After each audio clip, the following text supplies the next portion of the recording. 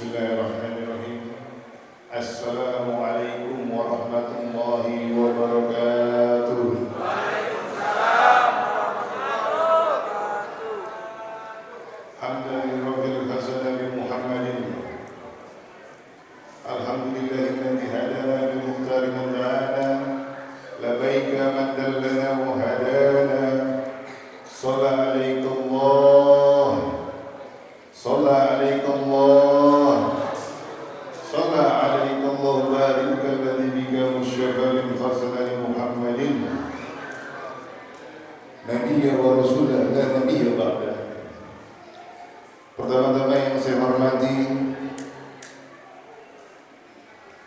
Sayyidil Walid Al-Habib Muhsin bin Ali Antas, yang mudah-mudahan Allah panjangkan umurnya, Allah berikan perlindungan kepadanya, Allah jadikan beliau panjang umurnya dalam ketaatan dan ketakwaan serta keistiqomahan dan kesabaran dalam mendidik kita semua. Yang terhormat Bapak Camat Sukma Jaya, yang terhormat Lurah Mekarjaya, yang mudah-mudahan Allah jadikan beliau pemimpin yang amanah dan fadhilah. Yang terhormat Ustaz Zulkarnain Fadli Lubis, mata Allah fi kulli hayati. Yang terhormat Ketua RW 6 hingga RT 1 sampai RW 11. Yang terhormat para pengurus PKK, yang mudah-mudahan diberikan panjang umur, sehat walafiat, serta bisa berkarya. Dan tidak lupa Ibu Lurah kita, Dr. Anda Nelda, yang mudah-mudahan Allah panjangkan umurnya, Allah berikan keistiqomahan dalam ketakwaan, dan Allah jadikan keluarganya sakinah mawaddah warahmah, dan diberikan rasa amanah, fatonah, dan kesabaran dalam melindungi warganya. Dan juga DKM Masjid apa ini? Darul Rahman bawah. Darul Rahman, yang mudah-mudahan selalu diberikan rahmah oleh Allah. Amin ya rabbal alamin. Serta para panitia, tim hadroh, serta semua yang mendukung serta mendanai serta memberikan motivasi materi maupun moral. Mudah-mudahan Allah balas semuanya di hari akhir nanti dengan balasan yang tidak terhingga. Amin ya rabbal alamin. Tidak panjang dalam, waktu sudah semakin malam. Puji syukur kehadirat Allah yang maha agung dan maha luhur, yang maha menciptakan dari ketiadaan hingga ada, yang maha menghamparkan kehidupan di langit dan di bumi, yang maha membuka dari yang tertutup, membuka hati-hati para hambanya, hingga dititipkan satu cahaya nur hidayah di dalam hati hamba-hambanya, hingga kita bisa hadir ke tempat ini.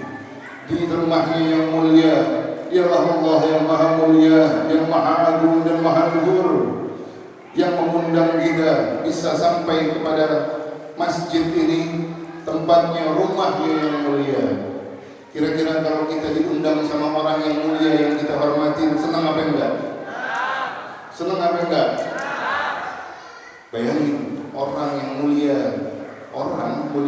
misalkan contoh, Ibu Lurah kita mengundang semuanya kita yang ada di sini untuk makan siang gratis. Segalanya enggak? Untuk makan siang gratis, semuanya dikasih kebuli. Kebulinya kebuli kambing sampai kebuli onta. Dikasih minumnya susu kambing yang lezat. Cemilannya kurma dan yang lainnya, roti Maryam dan lainnya. Kira-kira senang apa enggak? Senang. Kalau ada yang ngajak, ditolak apa enggak? Enggak ditolak. Tapi Allah mengundang kita lewat siapa? Lewat orang-orang yang mengajak kita hadir di acara Isra wal Mi'raj ini. Dialah Allah yang maha membuka hati hambanya sehingga kita bisa hadir. Ada orang yang sebagian yang diajak ke dalam majelis ini, di masjid ini, tapi mereka menolak. Kenapa? Karena di dalam hatinya tidak ada hidayah. Allah tidak takdirkan beliau itu untuk hadir di masjid ini, di rumahnya yang mulia. Itulah bersyukurlah kita kehadirat Allah yang maha luhur, yang maha agung. Karena apa? Kita termasuk manusia pilihan yang bisa hadir di masjid ini. Dialah Allah. Setelah kita diundang di masjid ini, Allah memuliakan kita. Di dalam Sahih Al-Bukhari wal Muslim, Rasulullah SAW bersabda bahwa Allah mempunyai malaikat. Malaikatnya ini khusus untuk mencatat atau mencari majelis-majelis zikir. Jadi khusus ada tim malaikat khusus yang mencari majelis-majelis zikir. Di mana di majelis setiap malaikat itu datang duduk melihat orang yang duduk di majelis zikir tersebut. Dia catetin satu-satu namanya, dia absenin sampai majelis zikir tersebut bubar, baru malaikat tersebut naik ke atas langit. Lalu ditanya oleh Allah, wahai malaikatku, dari mana engkau? Allah itu maha tahu, tapi Allah bertanya kepada malaikatnya, supaya apa? Kira-kira supaya apa? Supaya kita mengetahui bahwa Allah memuliakan majlis-majlis zikir, majlis-majlis yang mengingat Allah, majlis-majlis yang bermunajat kepada Allah, majlis-majlis yang takut kepada Allah. Ditanya sama Allah, dari mana engkau, wahai malaikatku? Aku dari majlis zikir, wahai Allah. Sedang apa mereka di majlis zikir? Ditanya sama Allah, mereka bermunajat kepadamu, meminta ampunan dosa kepadamu, wahai Allah. Apakah mereka telah melihatku? Tidak, ya Allah. Bagaimana jika seandainya mereka melihatku? Dengarkan baik-baik. Bagaimana seandainya mereka melihatku? Mereka akan lebih khusyuk dalam zikirnya kepadamu, wahai Allah. Apa yang mereka takutkan dan apa mereka inginkan? Mereka takut akan neraka-Mu dan mereka menginginkan surga-Mu, ya Allah. Apakah mereka telah melihat surga-Mu dan neraka-Mu? Belum. Kata malaikat. Lalu tanya lagi, bagaimana seandainya jika mereka melihat neraka dan surga-Mu? Tentu mereka akan terus berzikir sampai mereka wafat. Bayangin, Bu, kalau seandainya kita ke pasar, ada satu pasar tradisional yang becek, kumuh, udah gitu tuh pasar harganya mahal, nggak mungkin kita jangkau harganya. Misalkan beras satu liternya 50.000, daging harganya 1 kilonya 500.000, kira-kira kebeli apa enggak? Udah tempatnya jelek, mahal lagi. Tapi ada satu supermarket, sebelahnya supermarket, tempatnya bagus, indah, pakai AC kita masuk, nggak bau, nggak becek. Tapi di dalam supermarket tersebut digratisin semua item-item yang dijual. Kira-kira kita pilih yang mana? Pilih yang mana? Begitu juga neraka dan surganya Allah. Kalau seandainya kita pilih yang mana? Pilih surga atau neraka? Kalau seandainya di dalam majelis ini kita hadir di majelis ini mendapatkan surganya Allah, kira-kira kita mau bubar nggak dari tempat ini? Mau bubar apa enggak? Tentu benar apa yang dikatakan malaikat, mereka akan terus berzikir kepadamu dan meminta ampunan atas dosamu. Lalu apa kata Allah? Allah mengatakan, wahai malaikat, ketahuilah sesungguhnya aku mengampuni semua dosa-dosa orang yang hadir di majelis tersebut. Bayangkan Bu, kita hadir di majelis ini, Allah hapusin dosa kita, Allah lunturin dosa kita sebelum kita angkat pantat kita dari masjid ini. Maha suci Allah apa yang buat. Lalu malaikat berkata lagi, wahai Allah, sungguh tidak adil. Di sana itu ada orang yang datang hanya untuk melihat saja, lalu duduk di depan, di pelataran, dia cuma kepo, cuma lihat mau apa sih itu, di majelis itu ada apa, di tempat itu ada apa. Tapi apa kata Allah? Sesungguhnya aku tidak akan menghinakan orang yang datang ke majelis zikir, walaupun mereka hanya datang sesaat, walaupun mereka hanya datang mampir. Bayangkan, kita dari tadi baca apa? Berzikir kepada Allah, bersalawat kepada baginda Nabi Muhammad. Allah muliakan. Ini diriwayatkan di mana? Di Sahih Bukhari. Kalau ada yang mengatakan bahwa ini adalah majelis-majelis dusta, majelis sesat, ketahuilah Allah memuliakan majelis-majelis zikir. Dan tidak ada yang dihinakan orang-orang yang datang ke majelis zikir. Maka dari itu tetapkan nilai dalam akidah kalian untuk terus hadir di majelis-majelis zikir. Sesungguhnya Allah memuliakan kita hingga Allah mengampuni setiap dosa yang ada pada kita. Mudah-mudahan kita istiqomah. Kalau itu nggak adil dong. Yang hadir nggak pakai niat, Allah ampuni dosanya. Keadilan bagi Allah itu bukan seperti makhluknya. Keadilan bagi Allah itu adalah rahmatnya yang begitu besar. Wa ma arsalnaka ila rahmatan, rahmatnya Allah, dari rahmatnya Allah sampai ke Nabi Muhammad. Dan dikatakan bahwa kata Rasulullah SAW apa? Tidak beriman seseorang sampai Rasulullah SAW itu tidak dicintai daripada dirinya, keluarganya, dan orang tuanya. Kita dari tadi di sini mengingat tentang jasa Rasulullah SAW lewat peringatan Isra wal Mi'raj. Begitu besar jasanya Rasulullah SAW. Rasulullah SAW adalah cahaya keluhuran yang membuka keluhuran dari setiap keluhuran. Allah yang Maha Luhur memunculkan cahaya keluhurannya dengan lahirnya Nabi baginda Nabi Muhammad. Lihat akhlaknya baginda Nabi Muhammad, sebagaimana yang telah tertera bahwa Rasulullah SAW itu adalah suri tauladan yang baik. Sungguh dari kita telah banyak yang lupa akan Rasulullah, akhlaknya Rasulullah, sehingga anak-anak muda kita, orang tua kita lupa tentang Rasulullah. Pak, Bu, berapa banyak tadi Ibu Lurah katakan tawuran yang terjadi bukan cuma di Depok, di Jakarta, di Tangerang. Apa yang mereka pelajari? Jauhnya dari mereka pada Rasulullah SAW. Rasulullah itu akhlak yang paling mulia, yang paling luhur, yang paling sempurna. Dikatakan dalam Sahih Bukhari bahwa ketika Abu Lahab sedang membuat jebakan di depan rumahnya Rasulullah, buat jebakan agar apa? Seandainya Rasulullah itu buka pintu dan jalan, Rasulullah jatuh ke dalam lubang tersebut. Tetapi tidak sampai selesai Abu Lahab membuat jebakan tersebut, Rasulullah telah membuka dan ingin keluar.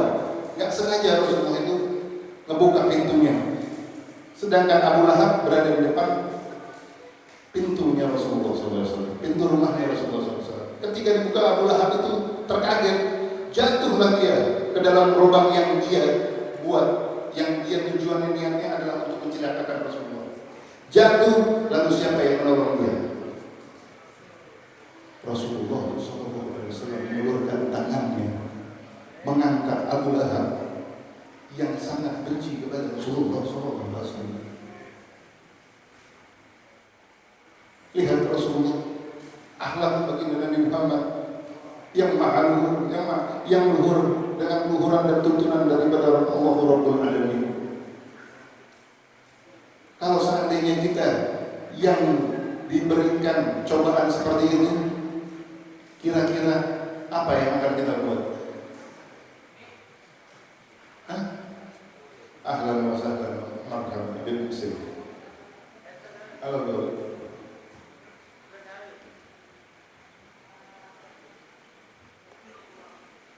Begitu mulianya akhlak Rasulullah, sudahkah kita ajarin anak-anak kita?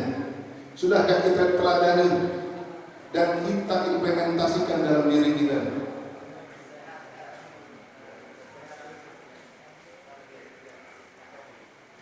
Bahkan diriwayatkan dalam Sahih Al-Bukhari dan Muslim, salah satu kisah yang masyhur, Rasulullah SAW itu setiap hari dicaci, dimaki di pasar oleh seorang wanita tua yang buta.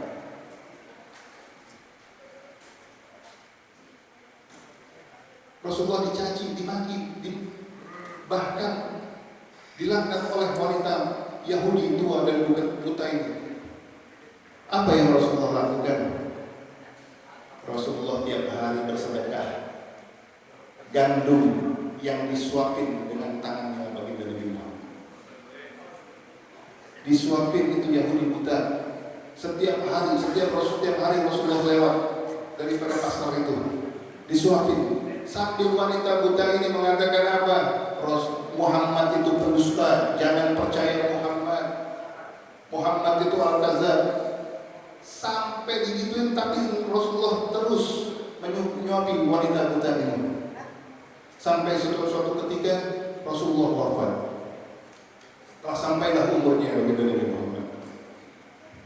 Ketika Rasulullah wafat, para sahabat itu kebiasaannya adalah apa? Rindu kepada Rasulullah. Saking rindunya para sahabat, dia melaksanakan apa yang biasa dilaksanakan atau dilakukan oleh Rasulullah. Dia datangi, Sayyidina Abu Bakar ini mendatangi wanita buta ini untuk meneruskan apa yang diajarkan oleh Rasulullah, yaitu menyuapi wanita buta Yahudi ini. Ini wanita buta tua Yahudi, seorang kafir. Dan Rasulullah itu dilaknat oleh orang kafir, dicaci, dimaki, tapi Rasulullah terus menyuapinya. Bahkan diteruskan oleh sahabatnya Sayyidina Abu Bakar. Ketika Sayyidina Abu Bakar menyuapi daripada wanita buta ini yang tadinya terus mencela Rasulullah, diam ketika disuapi Sayyidina Abu Bakar. Apa yang dia bilang? Engkau bukan yang biasa menyuapiku. Dia tahu bahwa ini bukan Rasulullah, bukan yang biasa menyuapinya. Kenapa engkau tahu? Kata Sayyidina Abu Bakar, sesungguhnya yang biasa menyuapiku dengan lemah lembut, sehingga itu makanan bisa aku cerna yang aku tidak ada giginya.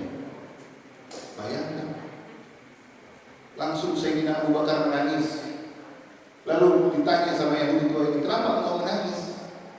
Sesungguhnya yang biasanya menyuapimu dengan segenggam gandum telah wafat, dan dia adalah Muhammad yang biasa engkau caci, engkau laknat, engkau maki. Langsung wanita buta ini menangis, lalu mengucap dua kalimat syahadat, la ilaha illallah Muhammadur Rasulullah. Apa Rasulullah mengatakan atau memaksa wanita buta ini untuk masuk dalam ajaran Islam? Apakah Rasulullah dendam dengan wanita buta ini? Rasulullah suapin sampai Rasulullah wafat. Sehingga dengan akhlaknya beliau, dengan adabnya beliau kepada orang tua yang buta Yahudi ini, orang tua ini masuk Islam. Inilah tuntunan yang maha luhur, budi pekerti yang maha luhur, yang tiada duanya. Bahkan di salah satu riwayat yang panjang dalam hadis, ada seorang pemuda Yahudi, pemuda kafir, pemuda Yahudi tidak mengenal Allah. Dia hanya tahu Muhammad itu Nabi umat Islam, tapi dia tidak percaya dan dia juga tidak peduli. Dia numpang, tidur, makan, nginep di rumahnya baginda Nabi Muhammad. Berhari-hari dia tidur, dilayani sama Rasulullah SAW. Dilayani dengan apa? Dengan makanan. Apa yang Rasulullah makan, dia makan. Satu nampan berdua dengan Rasulullah SAW. Bahkan ketika makan, jari jemarinya bersentuhan dengan jari jemari dan kulit yang mulia baginda Nabi Muhammad. Minum secawan berdua dengan baginda Nabi Muhammad. Terus dilayani ketika Rasulullah ada kebutuhan sehingga keluar dari rumahnya. Ketika Rasulullah datang pulang, orang Yahudi ini telah pergi. Lalu dicari sama Rasulullah, kemana itu pemuda itu? Sahabat mengatakan bahwa pemuda tersebut sedang pulang ke rumah ayahnya. Lalu dicari sama Rasulullah dengan segera. Takutnya Rasulullah mencari apa? Takutnya Rasulullah ini melayani kurang baik di rumahnya. Rasulullah ini ada kekurangan mungkin dalam menjamunya, sehingga dia kecewa sehingga pulang. Itu akhlak yang benar-benar. Sehingga sampai Rasulullah ke rumah orang tua daripada pemuda Yahudi tersebut. Pemuda Yahudi tersebut dalam keadaan sakit dan sakaratul maut. Pemuda tersebut dalam sakit dan keadaan sakaratul maut. Lalu Rasulullah SAW mengatakan apa?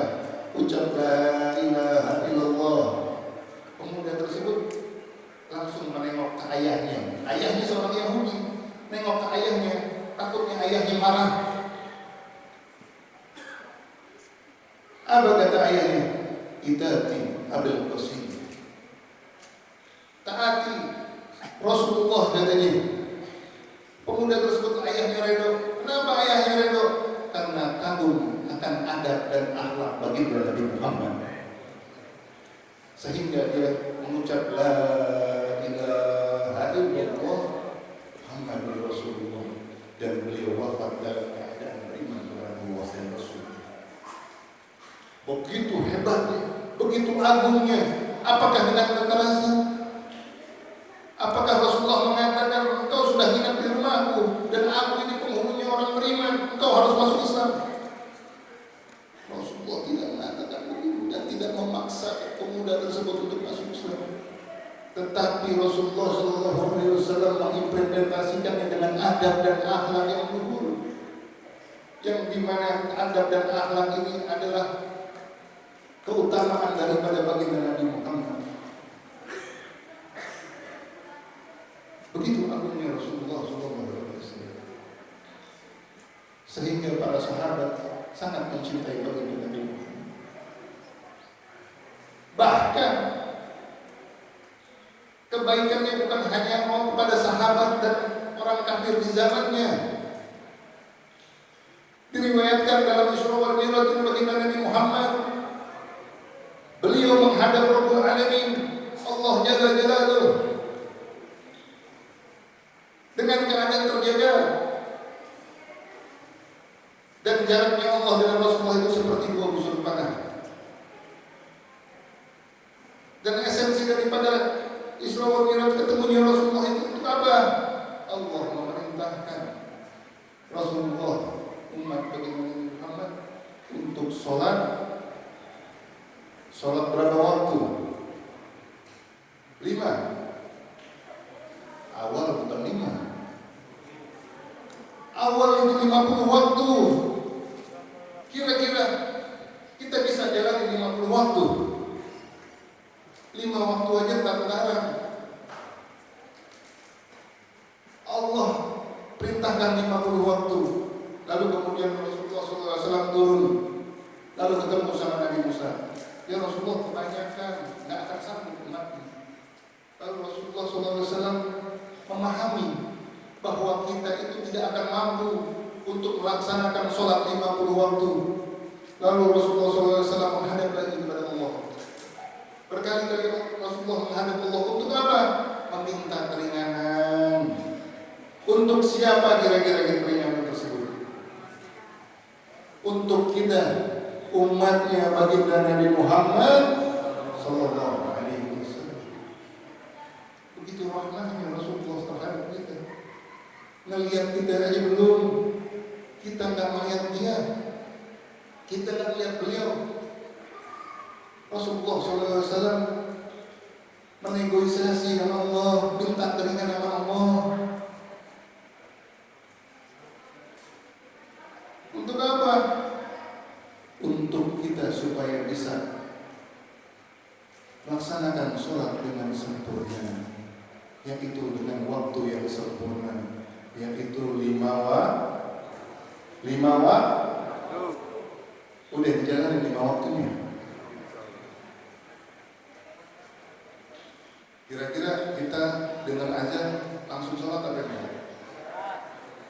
Enggak. Kalau Allah waktu itu menyuruhnya 50 waktu kemudian nggak dinegosiasi sama Rasulullah, kira-kira banyak yang kelewat atau enggak? Inilah Rasulullah SAW. Kasih sayangnya bukan kepada sahabatnya saja, kasih sayangnya bukan kepada orang kafir yang ada pada saat itu, kasih sayangnya sampai kepada kita hari ini dan malam hari ini. Beliau meminta ampun kepada Allah agar Allah meringankan sholat yang diperintahkan oleh Allah. Tetapi ketahuilah wahai saudaraku, hadirin hadirat rahimakumullah, bahwa sholat 5 waktu yang kita kerjakan itu mempunyai pahala seperti sholat 50 waktu. Sholatnya dikurangi menjadi 5 waktu, tetapi pahalanya seperti sholat 50 waktu. Lalu apalagi yang ingin kita negosiasikan? Mulai dari sini, mulai dari malam ini kita pulang ke rumah, minta ampun sama Allah, kerjain sholat 5 waktu. Isra Mi'raj itu adalah hari ulang tahunnya sholat. Isra Mi'raj itu adalah hari ulang tahunnya apa? Rasulullah ketemu menghadap menghadap Allah Jalla Jalaluhu. Bayangkan seandainya Rasulullah tidak menghadap Allah Jalla Jalaluhu, apa jadinya kita di akhir zaman ini? Kerusakan yang sudah berjadi-jadi. Jadi katakan bahwa sholat itu adalah seorang hamba yang berkomunikasi kepada Tuhannya. Maka itu kalau kita sholat, jangan mikirin dunia. Kalau kita sholat, jangan mikirin istri, mikirin anak, serahin sama Allah. Kalau kita sholat, itu kepala kita taruh dulu, isi kepala kita taruh dulu. Karena apa? Semua gerundalnya kita ini di hati kita didengarkan Allah. Karena apa? La taqutuhu sinatu wala. Ashabi bertanya, apa itu artinya? Artinya Allah tidak mengantuk dan tidak tertidur. Artinya apa? Allah itu tidak lalai dalam memperhatikan setiap hambanya, dalam setiap makhluknya. Allah itu beda dengan kita. Allah itu ada di ruang tanpa waktu, di ruangan tanpa waktu, tidak di beruang dan tidak waktu, tanpa batas. Sedangkan kita di ruang dengan waktu. Sekarang sudah jam 10, waktunya ngantuk. Kita makhluk Allah, nggak ada siang, nggak ada malam, nggak ada capek. Makanya dikatakan la taqutuhu sinatu wala naum. Allah itu tidak mengantuk dan tidak tertidur. Maka dari itu hati-hati gerak gerik kita pulang dari sini. Ingat Allah itu la taqutuhu sinatu wala naum. Allah itu tidak tertidur. Allah itu melihat hamba-hambanya. Allah itu melihat dan mengatur rezeki kita, mengatur umur kita, mengatur kematian kita, mengatur kelahiran kita. Semua yang ada di alam semesta ini Allah yang ngatur. Begitu dahsyatnya Allah, begitu maha esanya Allah, maha tunggalnya Allah. Maka dari itu jangan kalian lupa, kalau kalian ingin berbuat dosa, ingat ada Allah yang maha lihat. Allah itu tidak mengantuk dan tidak tertidur.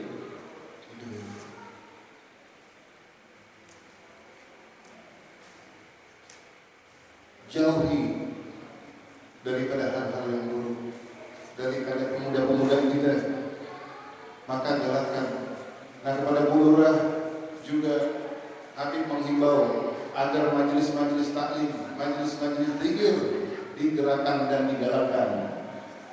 Agar apa? Pemuda-pemuda itu terserap ke dalam majelis-majelis taklim dan majelis-majelis zikir, supaya mereka mempunyai kesibukan dengan kesibukan yang agung dan luhur dan mulia, sehingga jauh daripada kesibukan-kesibukan yang membawa kemudaratan. Jauhi hal-hal yang tidak baik, dan jangan lagi terpengaruh dengan hal-hal yang mengatakan bahwa majelis zikir itu adalah bid'ah dan sesat. Dan jauhi orang-orang yang seperti itu. Jika mereka katakan bahwa sesungguhnya majelis-majelis zikir seperti ini dan majelis maulid wal isra wal mi'raj adalah majelis yang dusta,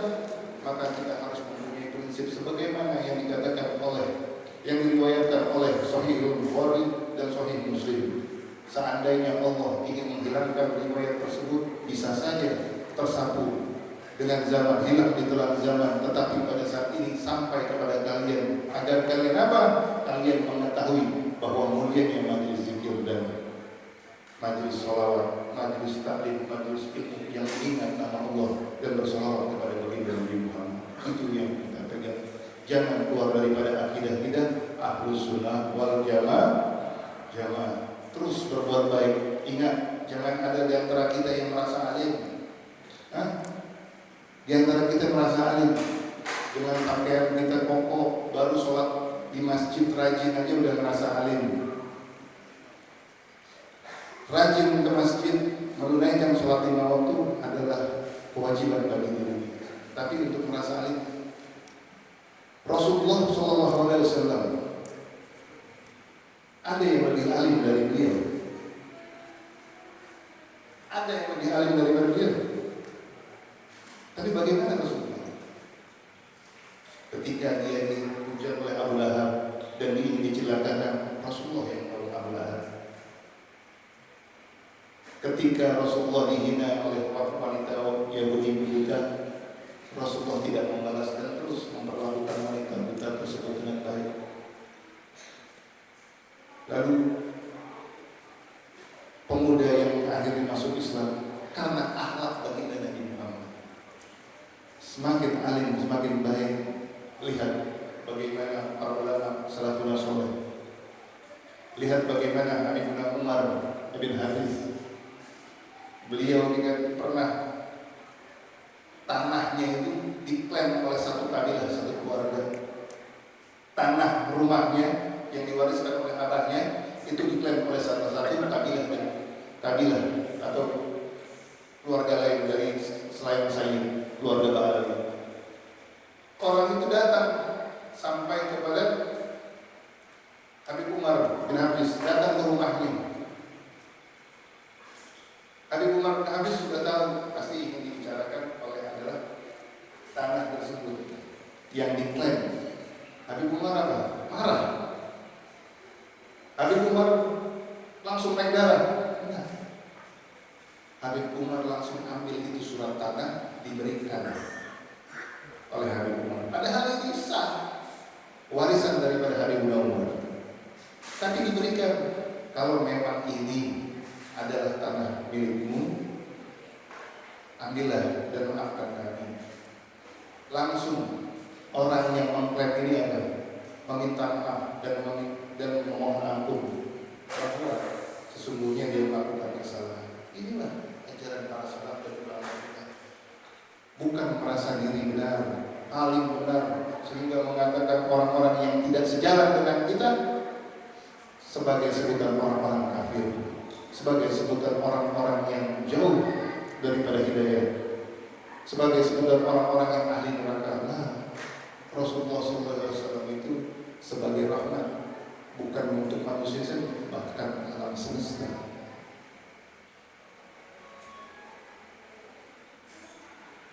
Seandainya kita ada yang ngakuin rumah kita, marah nggak kita?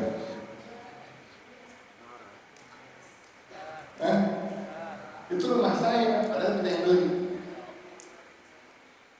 Tetapi sesungguhnya orang-orang mulia tidak meletakkan emosinya di atas kepalanya, tetapi meletakkan hatinya lebih dulu dibandingkan kepalanya. Dengan kesadaran akan terciptalah tumaninah. Apa itu tumaninah? Tumaninah itu ketenangan. Sholat butuh tumaninah. Memecahkan masalah butuh tumaninah, ketenangan. Ngaji butuh tumaninah. Apalagi kalau seandainya kita tahu bahwa Rasulullah itu bertetangga saja sudah tumaninah, tenang. Ada ibu-ibu tidak suka dengan Rasulullah, tiap hari itu rumahnya dikasih sampah, ditaruh sampah depan rumahnya malah tuh ibu-ibu. Rasulullah keluar itu cuma senyum lalu geser ke sampahnya jalan. Tiap hari begitu sampai yang taruh sampah ini pagi-pagi Rasulullah keluar nggak ada lagi yang taruh sampah. Khawatir Rasulullah dicari yang naruh sampah itu kemana. Ada apa? Lalu cari tahu ternyata sedang sakit. Lalu Rasulullah SAW menjenguknya, bawa buah, menjenguknya, diketok rumahnya si wanita ini. Lalu dikatakan, siapa? Kata wanita ini, aku Muhammad bin Abdullah. Ini wanita, langsung keringat dingin. Takutnya bahwa Rasulullah akan membalas apa yang telah dia perbuat. Lalu dikatakan, mau apa engkau kesini? Aku mau membawa buah. Kudengar engkau sakit. Lalu dibuka pintu, diantarkan buahnya. Lalu ditanya kabarnya bagaimana. Lalu Rasulullah doakan agar sembuh. Lalu wanita ini masuk Islam. Karena apa? Karena akhlak baginda Nabi Muhammad. Begitu banyaknya keagungan yang diceritakan dan diriwayatkan oleh hadis-hadis sahih. Hadis sahih, bukan hadis dhaif. Hadis sahih yang diriwayatkan oleh Imam Bukhari dan Muslim tentang akhlak baginda Nabi Muhammad. Adakah yang bisa kita contoh bagi baginda Nabi Muhammad kecuali orang-orang yang mengikuti jalannya, as-salafun saleh yang mengikuti jalannya, bukan mereka yang mengatakan bahwa ini bid'ah, ini sesat, ini kufar, ini munkar. Nah, Rasulullah bukan orang yang begitu. Maka dari itu, mari sama-sama Al-Fakir dan antum semua yang hadir pada malam hari ini bermuhasabah diri. Sudahkah kita mencontoh baginda Nabi Muhammad? Sebentar lagi kita masuk ke bulan yang mulia, bulan Ramadan, di mana bulan Ramadan kita akan dilipat gandakan pahala kita hingga 700 kali pahala setiap ibadah kita. Maka dari itu, masuknya kita ke dalam bulan Ramadan, bersihkan hati kita, kenali baginda Nabi Muhammad. Agar apa? Agar semakin kita menyempurnakan iman kita kepada Allah Subhanahu wa Ta'ala. Habibnya bisa panjang lebar, malam dari semalam Habib kurang fit badan Habib. Dari pagi sudah acara sampai siang, di malam sebenarnya ada 2 lagi acara, tapi insya Allah masih keburu. Dan Habib mohon maaf, mohon redonya, mohon ikhlasnya jika ada yang kurang berkenan dari Habib. Silaturahmi, alhamdulillah Habib bisa silaturahmi ke daerah apa ini? Dari Depok. Dulu Habib kalau ke sini itu kalau jalan naik motor dengar suara kuntilanak. Banyak kebun sampai ke daerah Beijing. Habib ngaji sampai ke daerah Citayam, tempatnya Wahid Draman Segar, Allah yarham. Sekarang yang nerusin Ustaz Alwi. Habib kalau kesana itu naik motor malam udah ngeri sedep. Tapi niatnya ngaji, nimba ilmu, alhamdulillah sampai. Ya, mudah-mudahan pulangnya dari kita dari sini Allah menghapuskan semua dosa kita. Allah jauhin dari bala musibah dan bencana. Allah jadikan perkumpulan kita sebagaimana kita dikumpulkan di sini, Allah kumpulkan kita di surganya Allah bersama baginda Nabi Muhammad. Dan ibu lurah kita Allah panjangin umurnya. Allah jadikan berikan limpahan keberkahan dan Allah jadikan anak cucunya anak cucu yang soleh dan soleha hingga menjadi ulama-ulama penerus anbiya.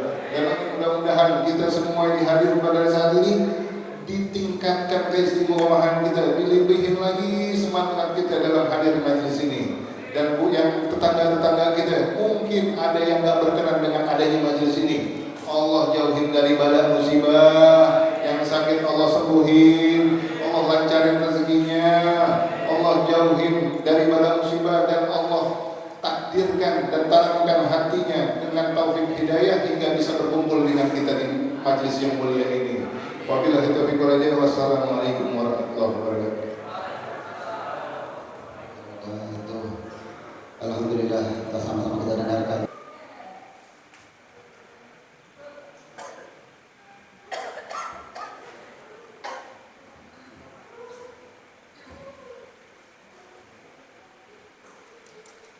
Qala Rasulullah sallallahu alaihi wasallam,